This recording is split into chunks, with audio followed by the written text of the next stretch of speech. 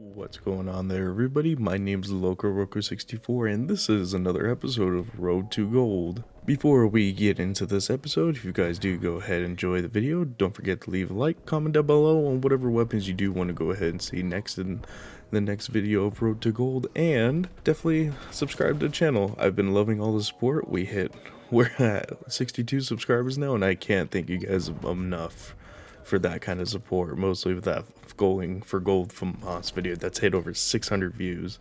Thank you very much for that. And anyways, let's get right into it. Alright there, so today's video is going to be on the QBZ-83.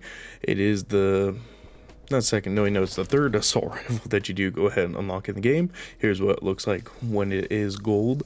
It's pretty disappointing, to be honest. It's only the bottom half of the gun that's even gold. Hopefully Treyarch will fix that soon. We don't know if they will or not, but let's hope that the camos will get updated, because even the dark matter camo has that same kind of look, which is freaking dumb. But then diamond covers the whole gun. Makes no sense. Alright, so for the QBZ, it's not a bad weapon. It's a weapon, personally, I hated at first. It wasn't a fun thing to use. But as time's gone on, I've grown to like it more and more, which is a very good thing, because especially once you start unlocking a bunch of better attachments for it, it makes it actually a pretty competitive weapon. I'd say it's about on par with the XM4, or it's it's good all around, but not at everything, or not great at one single thing. A couple of nice little features about the QBZ. Has a decent rate of fire, just like how the XM4 is. Pretty low recoil, super manageable, but you can literally give it zero recoil though. When you can literally pretty much give it negative vertical recoil somehow, which is odd, but it works out. It works out in our own favor, which is quite funny. And I will say, this weapon, it definitely is more of a close to medium range kind of weapon, more than long range. Long range, it does suffer a little bit on that. The damage range feels like it does drop off a little heavily from my own personal use, but it is a fun, not too bad gun to use though. Personally, how I'll run it, I actually do more of a rushing kind of class with it, and it actually works out pretty well with that, just because it just keeps you within that close to medium range combat. But then you do have that assault rifle range, so if you do need to get that little bit extra distance on somebody, you will be able to. And the only main tips I really have for it is honestly, so one of the few things, some of the few camo challenges that people do have issues with, one of them is long shots. Long shots are actually fairly easy with this weapon. You'll even see, I have a little fun class later on, but it does have a thermal on it, and you'll see from some gameplay later on with it. But a thermal is really good on this weapon, and it helps out a lot with long shots. So once you do get it up to level 55, if you don't have your long shots done yet, slap a thermal on it. And I'll have that class later on in the video for you guys too. Killing enemies that are behind cover, that's something even Prestigious Key made a video about it. That's something that's straight up RNG. You gotta get lucky with the enemies and hope that they're just head glitching behind some cover and you can take them out. And that's another thing that the thermal honestly helped me out with a lot, because I'd be able to get like a really tight angle on somebody where they really don't see me, but I'll still be able to see them with a thermal with the heat signature, and that helped out so much. Or you can also use like the 2 or 3x zoom scopes. Those do work out pretty well on the weapon. Personally, I like the 2x a little bit more. But hey, pick what you want. If it's your cup of tea, go for it. And then of course, lastly, so since everybody is or not everybody, but a lot of people are going for camos, biggest thing is their launchers. And one of the challenges is where you need to either have an enemy stunned, blinded, or revealed by like your radar from your kill streaks or field upgrade. Definitely use field mics. I do believe it is quartermaster, where you can actually hold up to 2. Use that and then put them in relatively close place, high traffic area, but of course still try to hide them as much as possible, and just kind of hide around that area. Just kill people who do go ahead and run on through, because anybody within that vicinity, if I'm not mistaken, it does count for that challenge. At least that's from my experience, because I've gone games where I've at least gotten 10 kills within that area and I've gotten it, which is super helpful. And of course, make sure you're running spy planes. I definitely say the best map to probably try to get as many spy planes as possible on is Checkmate, just because since, you know, the whole map you're inside a freaking like hangar kind of thing, and not a lot of people really go for the score streaks on that to destroy them, which is kind of nice. So try to play that map as much as possible. Anyways, let's get into my class setup. So of course I'm gonna be using the QBZ secondary. You can use those whatever. I personally will use C4 and stim shot, and then I will usually use the assault pack, but on this for my field upgrade, but on this one I had the field mic just because going for those challenges, and I've actually been kind of enjoying using it because honestly you do burn through ammo kind of often with this gun, which isn't good because you only get 2 extra mags if you're just using base 30 round mags. Anyways, for perks, I go ahead and use perk greed, the perk greed wild card, which everybody uses at this point. But I'm also I use flak jacket, tac mask, I'm using quartermaster and gearhead. Gearhead is so of course you could restock your equipment over time. You can replace that scavenger if you like, so you don't have to run an assault pack. And of course Ghost and Ninja, which is honestly kind of needed so you can actually run around this game because footsteps are just a little bit loud. Anyway, some attachment setups I got here. This is my favorite loadout that I have personally found, and the best one for me. It definitely is suited for a little bit more of a run and gun kind of play style, and you do strafe very quickly with it.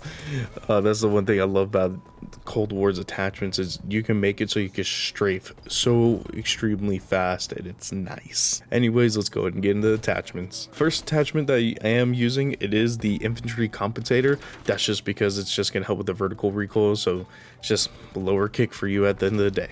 That's basically it. It does have a minus 8% of horizontal recoil, but the next attachment, it is going to make up for that quite a bit. The underbarrel attachment is going to be the field agent grip. If you see my other videos, that's the main attachment I use, mostly because it does tremendously help your vertical and horizontal recoil.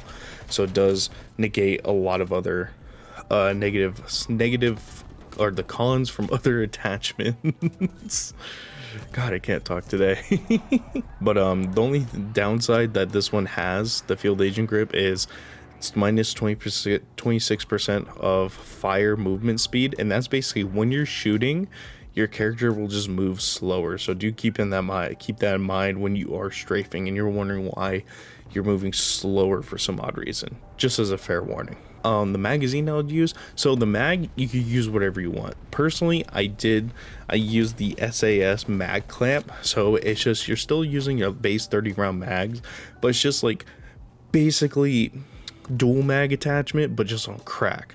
You reload way faster compared to the other quick reloading mag, and the only thing you lose out on is minus 6% on ADS speed, but then next attachment, that's going to make up for it quite a bit. My next attachment, for the handle, I was using the Serpent Wrap, which would increase my ADS speed by 25%, so it makes up from the con from the last attachment. But then it does minus 10% to sprint to fire speed, but then the stock, it's going to make up for that tremendously as well. Like this is like the best I could do for like no recoil, but then also like you could run and gun very well, which is super nice. Anyways, the last attachment is going to be the Raider stock, and that's going to be a plus 30% increase to your sprint to fire speed, so that's just your sprint out time, which helps so much, especially in like close range combat where you're able to jump the gun on the person a little bit quicker than them, because usually 9 times out of 10 they're not going to be expecting it. And then the next pro to it is plus 40% of your aim walking movement speed, which is just, you know, if you remember back in the old days, Stalker Pro for Modern Warfare 3, you're just able to ADS walk everywhere way faster. That is very helpful, especially with Ghost. You do actually walk fast enough so you can still stay off the radar, so you could just go ahead and kind of move around in a little bit of circles while you're holding an area down. The only big downside to the Raider stock is minus 30% hipfire accuracy. However, the QBZ does already have a little bit worse hipfire compared to other assault rifles, so it's whatever to me personally. I try not to get that close, but at least close enough to, you know, where you could drop people really quickly. Alright there everybody, those are the best attachments that I have personally found for myself, and I think it would work pretty well for you guys too. Especially I know a lot of people do want to go ahead and try to run around more often in this game, which is a lot more fun in my opinion. I hate people who can't personally.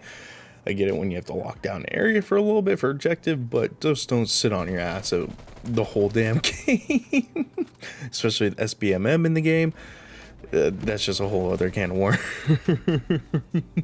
But anyways, just for a really fun class setup though, actually. So basically all those same attachments, the only attachment to actually go ahead and remove is the serpentine wrap and replace that with a thermal. Holy crap, is it good. I actually mostly use the thermal because I took advantage of double weapon XP the past week, got my gun maxed out, and then while I was going for all my other attachments and using it, I have fallen in love with the thermal sight on it. You guys will be able to see in some gameplay in the background. But yeah, definitely a very weird attachment to use, but works extremely good somehow. I don't know how. It just boggles my mind how good it is. It just really boggles, but if it works, man, just use it. Just use it, unless if they ever nerf it or anything, but still, I definitely recommend it at the end of the day. Anyway, there's everybody. I hope you guys enjoyed today's video and episode of Road to Gold.